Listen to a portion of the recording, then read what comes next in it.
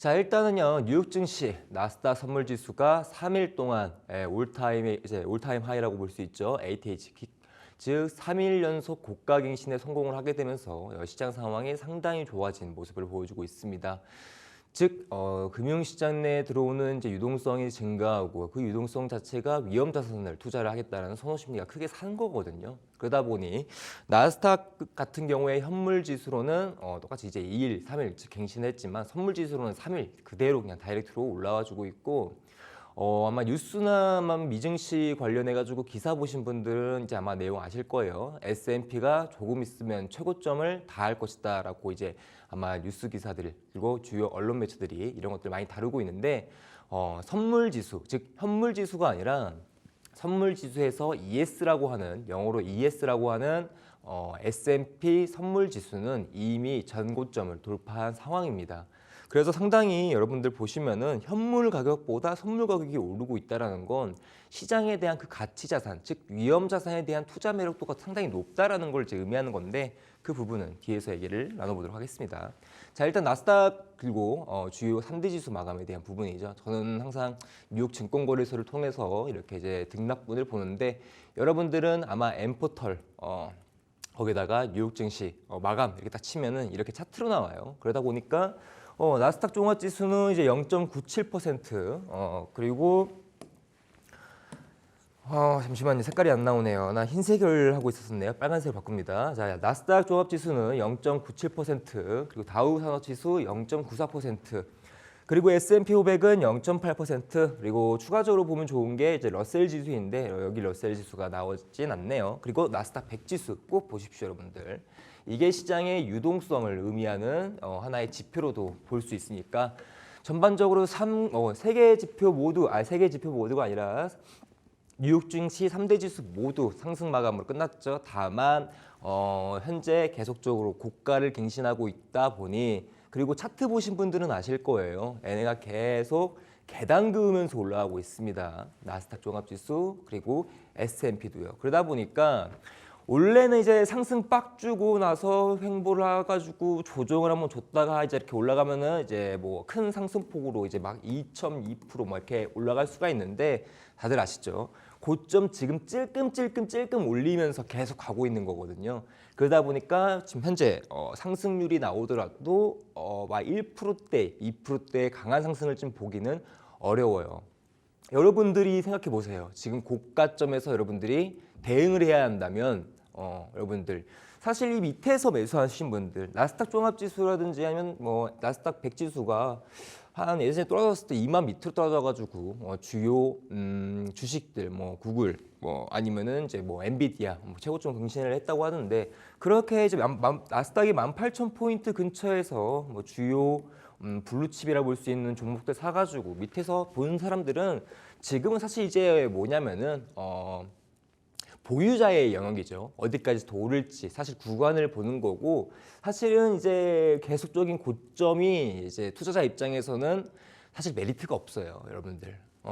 왜냐면은 계속 고가는 갱신하는데 조정이 안 나오니까 사실 가장 좋은 거는 상승 추세를 먼저 보여주는 이런 흐름에서 조정이 나아졌다가 눌림목 매수를 받는 게 제일 좋거든요. 어떤 종목이든 간에. 근데 계속 오르기만 하고 있으니 실상 손가락만 빨고 있어야 되는 그런 상황이죠. 그러다 보니까 뭐 뉴스 기사나 뭐 이런 거 보면은 되게 막 호조 세다, 막 시장 좋다 이렇게 하더라도 투자자 입장, 좀 현명한 투자자 입장이라면은 지금 나스닥과 S&P 상황을 그렇게 반가워하지 않을 겁니다. 아니면은 밑에서 매수하신 분들 같은 경우만 좋아하시겠죠. 아무튼 현재 최고가가 현재 나스닥이 22,727포인트를 이제 보였었는데 죄송해요. 여기 위가를 얘기한 거고 선을 제가 잘못 찍었네요. 네. 22,720포인트를 넘어갔고 그리고 나스닥 선물지수로 보셔야 돼요, 여러분들. 시장의 유동성을 나스닥 종합지수로 보시는 분들이 많은 것 같아요. 뭐 비트코인을 거래하든 암호화폐 시장의 알트코인을 거래하든 대부분 많이들 참고하는 차트 아니면 종목이 이제 나스닥을 많이 보실 건데 그 트레이딩 뷰에 아마 제일 많이 쓰는 게 트레이딩 뷰예요. 트레이딩 뷰에서 그냥 그 검색란 창에다가 N 그리고 Q를 치면은 나스닥 선물 지수가 나와요. 그래서 나스닥 선물 지수를 보시는 게 좋습니다. 얘네가 상승하거나 얘네가 떨어질 때 암호화폐 시장에 대한 유동성이라든지 암호화폐 시장에 대한 방향성을 약간을 유추해 볼 수 있거든요. 그래서 저 같은 경우에도 매매할 때는 나스닥 선물 지수를 키고 매매를 합니다. 기본 디폴트 값으로 그냥 키고 보는 거예요. 아무튼 간에 그런 증시 속에서 S&P 지수도 이제 뭐 고가를 간다, 뭐 최고치 앞에서 기다리고 있다라고 얘기가 나와 있는데 이게 현물 지수입니다, 여러분들. S&P 현물 지수인데 어때요? 지금 6,150 돌파를 준비 중이고 S&P 500 지수는 현재 이전 정고점을 돌파를 준비하고 있다라는 거죠.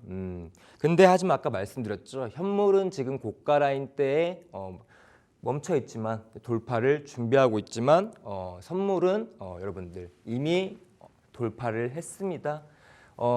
이게 아마 이틀치 자료 정도라고 볼 수가 있다 보니까 2일 연속 갱신이 이루어지고 있고요. 선물 지수로는 이전 고점 라인대가 6,165 그리고 지금 고가 라인대가 6,200포인트까지 오르게 되면서 사실은 이제 현물 지수도 S&P 선물 지수 따라서 똑같이 고가에 대한 갱신이 가능할 것으로 저는 보고 있습니다. 다음 그 레벨이 어디까지가 갈지가 중요한 거겠죠. 자, 그러다 보니까 이제 S&P 지수 2월 고점이었던 6,165포인트를 돌파를 했고 현재는 6,200포인트에서 손해 중인데 자, S&P 현물과 S&P 500 선물 지수, 즉 현물 지수와 선물 지수 이 두 개를 유심히 잘 지켜보면요.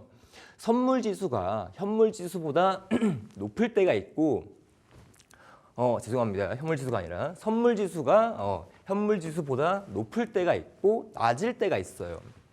그 높고 낮음을 이제 전문 경제 용어로 콘텐코 그리고 백워데이션이라고 얘기를 합니다. 그래서 선물 지수는 사실 여러분들 아시겠지만은 그 선자가 미리 선자입니다. 프레젠트 뜻이 아니라 그래서 뭔가를 장기성, 뭔가의 미래성에 투자하는 선물이고요. 파생이죠. 그리고 현물은 지금 현재 가치에 대한 의미이기 때문에 무슨 소리예요? 현재 가치가 주 미래 가치를 보았었을 때 미래 가치에 대한 긍정적인 게 상승 쪽이죠. 그러면 콘텐코라고 부르는 거고 현물 가치는 가격이 여기 있는데 선물 지수가 그보다 밑에 있어요. 그러면 사람들이 이렇게 판단하는 거죠. 아, 지금 현물에 대한 평가가 좋지 못하는구나. 즉 현물 가격보다 즉 선물 가격이 지금 S&P 500 현물 가격보다 낮다면 그 자산은 매력이 없는 거예요. 그러다 보니까 그거는 콘텐고라고 얘기하지 않고 잘 따라 하시면 주실 것 같아요. 백워데이션이라고 얘기합니다. 그래서 현물 레벨과 선물 레벨의 차이를 보면서 현재 이 S&P 500이 조금 더 갈 수 있을지 내려갈지 이런 거를 볼 수도 있는 하나의 팁이라고 생각해 주시면 될 것 같아요. 아마 콘텐고나 이제 백워데이션 같은 경우에는 채권 스프레드 매매나 아니면은 선물 거래 하시는 분들이 아마 전월물 차이를 좀 보시면서 거래를 하시는 분들이 좀 많을 것 같습니다. 자, 아무튼 간에 콘텐고는 뭐 이런 내용이다. 자산 가격이 오른다는 보는 구조이고 콘텐고는 정상 시장 구조예요. 긍정적이고 낙관적인 시장을 의미한다고 보시면 될 것 같습니다. 자, 그런데 이제 비트코인에 대한 이제 오늘 6월 27일 5시 30분에 제가 이제 히트맵을 폈는데 비트코인 빨간색 불 들어왔어요, 여러분들. 그렇죠? 106K까지 내려왔고 제 당시 지금 방송이 지금 17시 17분이니까 대략 1시간 반 정도에 비트코인이 한번 쭉 내려왔다가 아까 아나운서님이 얘기해 줬죠? 마이너스 0.2%였나요, 아나운서님? 그랬던 것 같아요. 네, 0.2%였던 것 같다고 말씀을 주십니다. 정확해야 돼요. 다른 사람들이 들으면 헷갈릴 수 있으니까. 자, 그럼 아무튼 1% 정도 가량 떨어져 있고 이더리움 같은 경우에는 2%. 그리고 이제 BNB는 무시하셔도 돼요. 솔라나 XRP, 에이다 정도. 그리고 수위랑 하이퍼리퀴드가 있나? 여기 있네요. 자, 이 정도까지만 신경 써서 봐주시면 될 것 같습니다. 저는 민코인을 좋아하지 않아서 도지는 안 쳐다봐요. 그래서 아무튼 간에 얘네들 세 개 아니죠. 제가 보고 있는 이 종목들 총 보게 되면은 오르는 종목이 없어요. 그렇죠? 전반적으로 좀 오늘은 좀 빠졌는데 사실 하락세 같은 경우에는 여러분들도 알겠지만은 전일 등락비라는 얘기를 많이 쓰죠. 하지만 비트코인이나 암호화폐에서 알트코인 같은 경우에는 사실 시장이 멈추질 않죠. 그러다 보니까 24시간 대비를 많이 씁니다. 그래서 24시간 대비 지금 현재 마이너스 1% 정도를 하락세를 보여주고 있는데 비트코인 같은 경우에는 사실 이제 그때 당시 98K까지 빠지고 나서 그대로 올리면서 이제 100K를 회복하고 또 한 번의 지정학적 리스크 위험이 한 번 있었었는데 그때 100K를 약간 넘었다가 그대로 다이렉트로 회복을 했거든요. 그때 이제 대통령, 즉 트럼프 대통령의 이제 휴전 중재로 인해서 이제 시장이 바로 안정화가 오게 됨에 따라 그날 거의 뭐 하루 6시간도 안 됐었어요. 6시간도 안 되어가지고 비트코인은 그 당시 100K에서 105K까지 그냥 가버리고 그 이후에 현재 107K까지 어때요? 계단식 흐름으로 계속 갔고 이더리움도 마찬가지고 솔라도 비슷하고요. XRP도 비슷한데 얘는 좀 떨어지더라고요. 오늘 좀 이제 이슈가 좀 하나 있었었는데 소송 관련 이슈가 있어가지고 아무튼 간에 이제 뭐 이렇게만 보면 좀 우울해 볼 수 있죠. 예, 빨간색이니까 뭐 좋은 건 아니니까요. 다만 여러분들 생각해 보시면은 그래도 다행히도 대부분 종목들이 7일 대비 기준으로 회복이 다 들어가고 있습니다. 이더리움 마이너스 4% 아직은 다 크게 회복은 못했는데 테더는 무시하세요. 테더는 스테이블 코인이기 때문에 등락비가 거의 의미가 없습니다. 그냥 얘는 돈이에요, 돈. 그리고 XRP도 4%. 그래도 많이 회복한 거예요. 마이너스 10몇 %까지 떨어졌다가 그리고 BNB 같은 경우 이건 또 사실은 뭐 거의 컨트랙트 자산이라서 솔라나랑 도지 코인이랑 카나다도는데 제가 이제 도지는 안 한다 했죠. 민코인 중에는 안 하고 이렇게 한번 보시면은 그래도 회복세가 카르다노 빼고는 어느 정도 반전 회복이 많이 들어와 있다. 어느 정도 이제 반등 회복이 이제 왔다라고 좀 해석을 할 수가 있겠죠. 자, 그런데 이제 차트 흐름 관점에서는 이제 뭐가 문제냐면 아마 여러분들도 엄청 고민하실 거예요. 뭐냐, 각각 차트를 이제 제가 얘기를 드리도록 하겠습니다. 피디님 죄송한데 잠깐 조금씩 움직여서 설명드려보도록 할게요. 네, 자, 맨 왼쪽 여러분들이 방송을 보고 계시면은 왼쪽이요, 저한테 왼쪽이네요. 네, 맨 왼쪽 차트를 보시면은 자 2.25 써 있죠. 호가가 아마 이건 XRP 같네요. 맞나요? XRP 맞죠? 잠깐만요. 그리고 얘가 2,400이니까 이더리움이네요. 그리고 딱 봐도 106.6 얘가 비트코인이고 XRP가 지금 두 개인데 제가 솔라나를 하나를 안 넣었네요. 아무튼 자 이더리움하고 비트코인하고 지금 현재 XRP 모두 어떻습니까 여러분들? 추세가 어때요? 한 번에 올려놓은 상태죠. 다 똑같아요. 다 한 번에 올려놓고 한 번에 올려놓고 뭐 하고 있습니까? 네, 여러분들 말씀드렸죠.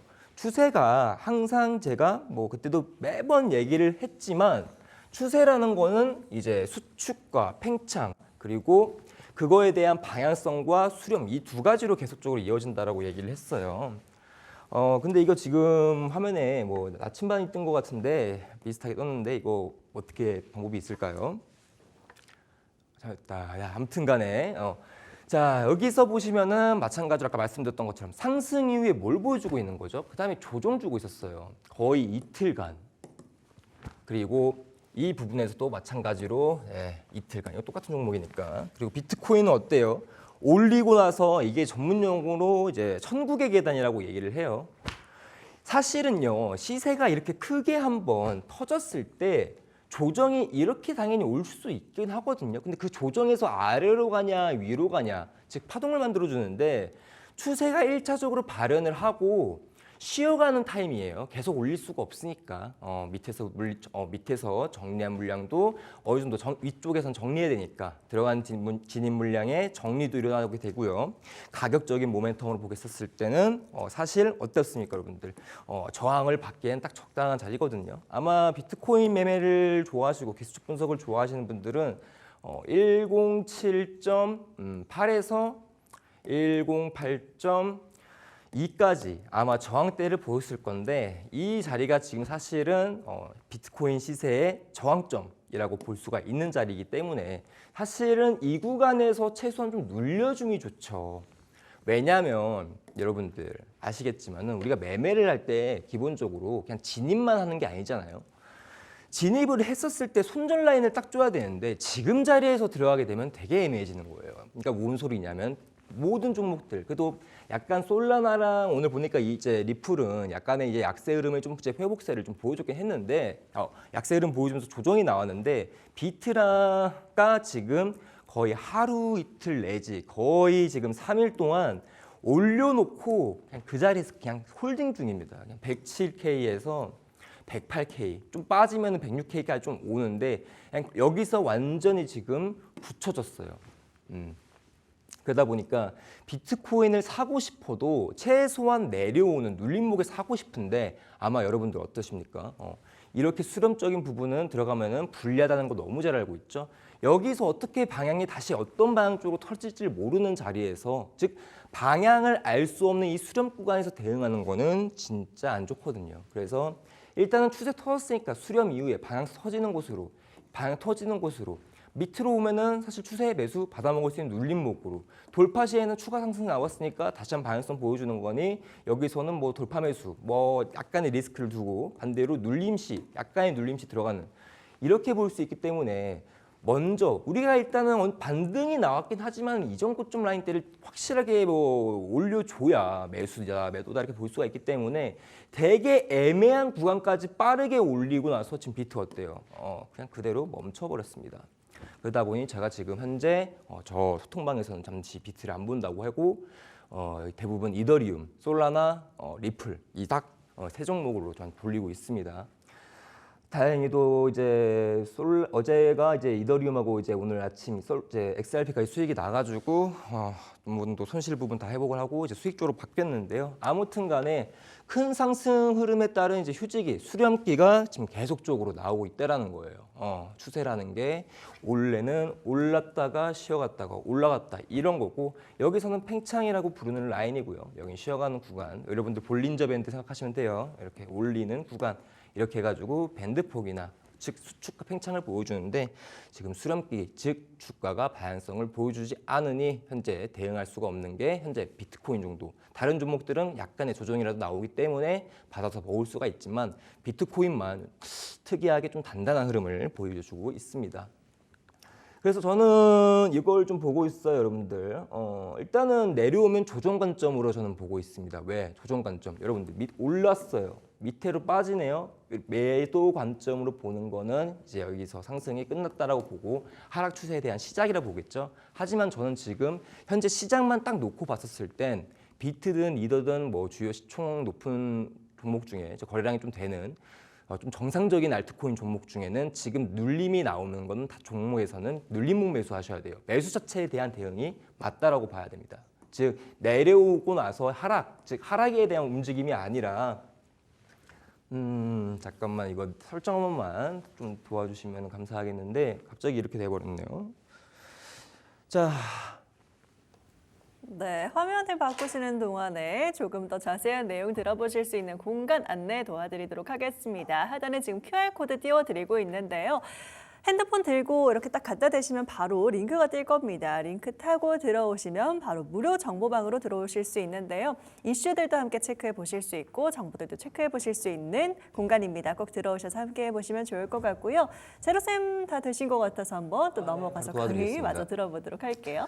제가 얘기하다가 끊기는 걸 별로 좋아하지 않는데 제가 또 얼리 어댑터라고 좀 불리는 사람인데 이 친구가 좀 어렵네요, 상대하기가. 자, 아무튼 간에 저는 지금 눌림시 매수 대응, 즉 매수 관점이 유리하다라고 얘기를 하고 있는 거고 그 관점, 왜 현 시점에서 암호화폐 대응은 내가 왜 롱과 숏을 보냐 그 이유는 여기에 담아져 있습니다. 일단은요, 여러분들 제 주관과 그리고 저는 판단을 할 때는 객관적으로 판단하거든요. 주관은 이제 진입을 할 때 주관이고 숏보다는 롱이 유리한 상황입니다. 이유는 이렇게 봐요. 첫 번째, 전통 금융시장 자산들의 이제 올타임 하이에 대한 흐름. 국채 금리 하락과 더불어 미달러 이제 미국 달러 인덱스가 이제 약세 흐름을 보이고 있고 역시나 이제 국채 금리라고 볼 수 있는 건 이제 우리가 이제 국채 금리 수익률이 떨어졌다고 봤다는 건 이제 대부분 10년물 얘기하는 거거든요. 그래서 명목 금리라고 볼 수 있는 아님 시장의 바로미터 금리라고 볼 수 있는 10년물 국채 금리에 대한 하락으로 인해 현 시점 실질 금리 바로 금융시장에 직접적으로 영향을 주는 실질 금리에 대한 하락이 이루어졌기 때문에 유동성이 들어오기에는 정말 좋은 흐름을 가지고 있다. 그래서 현 시점 비트가 떨어지든 이더가 떨어지든 다 받쳐주는 매수 타점이나 매수 대응 위주로 가야 된다는 건데, 자 일단 봐드릴게요. 전통금융시장 아까 보여드렸죠. S&P 선물지수, 현물지수. 지금 선물지수가 현물지수보다 조금 높은 수치에 있다. 콘텐츠 상태이며 현재 자산에 대한 매력이 있고, 그 자산에 대한 매력은 당연히 위험자산에 대한 투기 심리를 높여주는 겁니다. 그리고 나서 더불어 그 국채 금리가 하락과 이제 미달러 약세가 동시에 이루어지고 있는데, 달러 인덱스 100기준선 이탈했어요. 얼마 만에 22년 초 수준으로 내려갔습니다. 그리고 10년물 국채 금리는 하락을 했는데 현재 4.1 수준으로 이제 유지를 보여주고 있고요. 현 시점 여기에 있습니다. 자, 국채 금리 하락과 그리고 달러 인덱스의 하락, 이 두 가지만 보더라도 사실 어떻습니까, 여러분들? 시장에서 유동성이 공급될 수 있는 아주 중요한 원인이라 볼 수가 있는 거겠죠. 근데 이게 왜 중요한 원인이냐? 여러분들 달러가 싸지게 되면 여러분들이 미국 주식을 더 싸게 살 수 있어요. 뭔 소리인지 알겠죠? 원 달러 환율이 떨어지는 거니까. 자, 근데 여러분 다들 알겠지만은 5월 22일 날에 약간의 국채 쇼크가 한번 발생한 적이 있었었고, 그걸 제가 방송에서 한번 언급했던 적이 있었을 것 같아요. 5월 22일 날 아마 새벽이었을 건데 2시 30분이네요. 새벽 2시 30분 20년 만기 국채 입찰에 대한 부진이 너무 심하게 떴었어요. 무슨 소리냐? 미국 사람들이 아니라 미국 장기채에 다른 국가들이나 기관이나 개인이 미국채, 즉 미국 장기채의 매력을 느끼지 않으니까 안 샀겠죠. 그럼 수요가 떨어지니 국채 가격이 하락을 해요. 근데 국채 금리는 어때요, 여러분들? 안전자산이고 만들어질 때부터 이제 가치에 대한 조정이 존재합니다. 어떻게 가치에 대한 조정이 되냐면, 가격이 떨어지게 되면 이자율을 올려서 가격, 즉 그 가치를 동일하게 만들어요. 즉 가격에 대한 하락은 국채 금리의 상승을 말한다고 보시면 돼요. 그래서 20년 만기 국채 금리가 그 당시 5%대로 엄청나게 높이 올라왔어요. 그래서 국채 금리 20년 딱 올라오니까 어떻게 되죠, 여러분들? 20년 올라와 주니까 30년도 그대로 따라와가지고 5%. 국채 금리 10년도 높아졌습니다. 4.5 수준, 4.6 수준이에요. 그러다 보니까 높은 수준으로 이때 당시 국채에 대한 약간의 반발이 있어가지고 뭐 이제 무디스 관련해가지고 미국 신용 등급도 하락되고 뭐 여러 가지 좀 안 좋은 사건들이 있었지만, 근데 그래도 어느 정도 훌훌 털어내고 지금 미증시가 다시 받쳐주고 있는 그림인데, 지금 현재는 높았던 그 당시 국채 금리에 대한 약간의 쇼크 이후에 천천히 내려오면서 뭐 지정학적 리스크에 대한 완화, 플러스적인 부분도 있고 뭐 관세에 대한 완화도 제일 컸죠. 그러다 보니 전조액 내려와서 지금 4.2 수준으로 만들어주고 있습니다. 당연히 이렇게 떨어지니까 2025년 5월 22일이죠. 국채 금리가 이제 한번 크게 올라가 보니까 팁스입니다. 팁스 금리인데 실제 금리인데, 그때 당시 실질 금리가 2.20이었는데 이후에 현재 오늘 딱 오후에 보니까 2.1 수준으로 거의 조금 있으면은 한 번만 더 내려오면은 이 수준을 깨는 거예요. 상당히 어떻습니까? 실질 금리가 많이 내려왔죠. 그래서 시장 유동성에 대한 촉진제 역할을 할 수가 있는 겁니다. 자, 그래서 이제 즐거운 금융시장과 대비되는 크립토 마켓이라고 이제 여러분들 얘기할 수 있겠죠. 아우, 근데 주식시장만 너무 즐겁고 암호화폐 시장은 너무 좀 그런 거 아니에요? 하는데 뭐 그럴 수밖에 없어요, 여러분들. 잠시만요.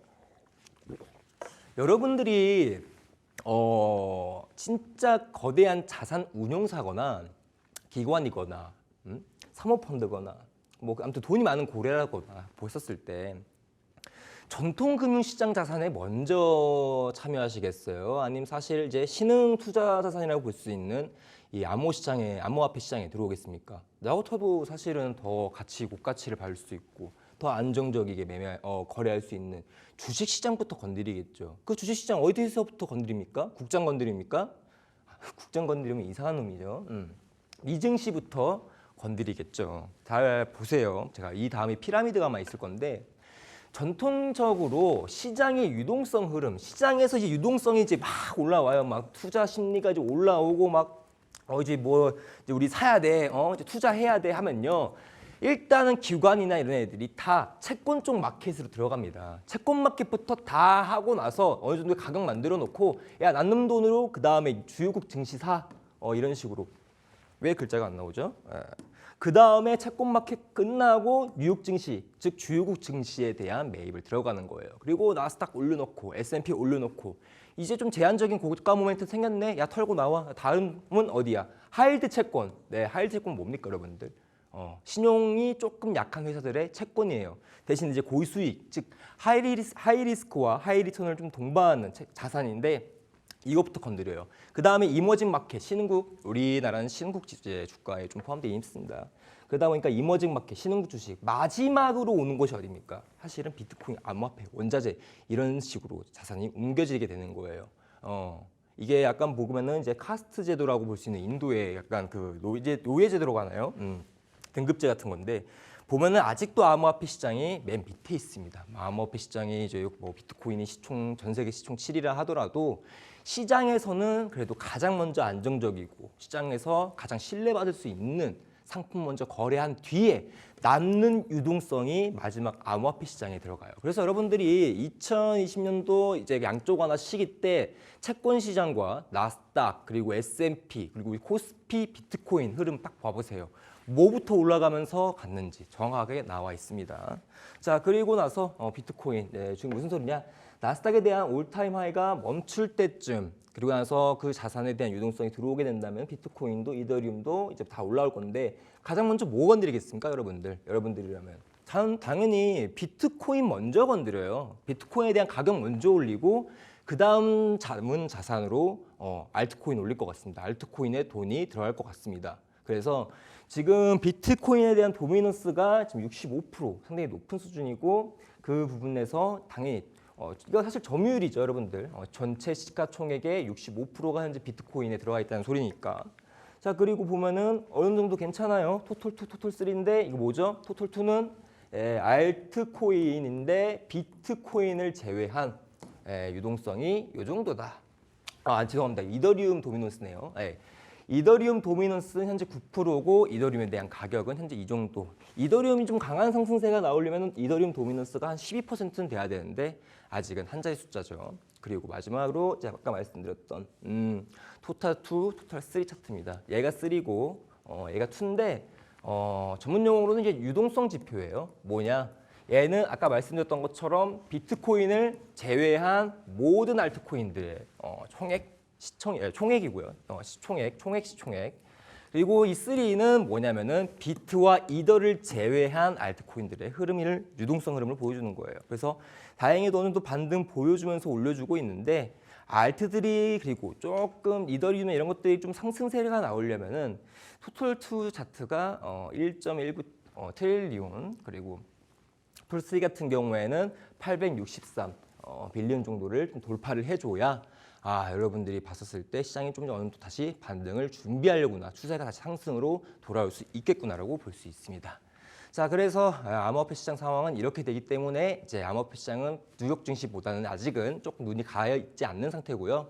전통금융 시장은 일단은 먼저 비트코인을 넘어가게 되면 아까 말씀드렸던 것처럼 비트코인 먼저 시세 올려놓고 알트 쪽으로 이제 유동성이 옮겨갈 것이다.